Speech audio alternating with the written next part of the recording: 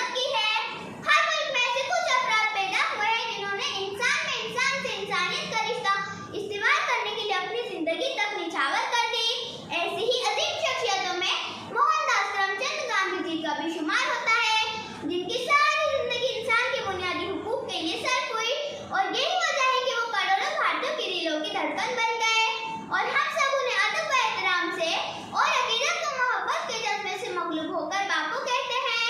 और वही मेरे पसंदीदा रहनुमा है।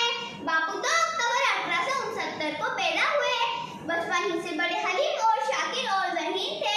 तालीम हासिल करने के लिए विलायत भी गए, बैरिस्टर हुए। जनूबी अफ्रीका में नस्ली तासुब के खिलाफ सीना सुपुर्द भी हो गए।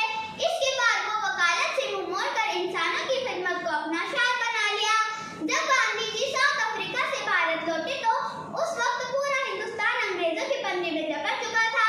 हिंदुस्तानियों की माशी, समाजी, इक्तिसादी और सियासी हालत बदतर थी। गुलामी के तौर में कौम जकड़ी हुई थी। सिर्फ यही नहीं बल्कि लड़ो और हुकूमत करो के अंग्रेजों के इस कामयाब उसूल की वजह से हिंदुस्तानी अपने मश्तर के हरीफ अंग्रेजों से नफरतनामा होने के बजाय आपस में दस्त व गरीबा थे। बापू ने एक फिक्र और मुंतशिर कौम की शराज़ाबंदी की। महदी और मफलूक अलहाल कौम की ऐसी क़यादत की कि ऐवाने बरताना में ज़लज़ला आ गया। वो अंग्रेज साम्राज्य जिसकी हुकूमत में सूरज ग़रूब ना हुआ करता था, मगर उन्हें गांधी जी के आगे हथियार डालना पड़े।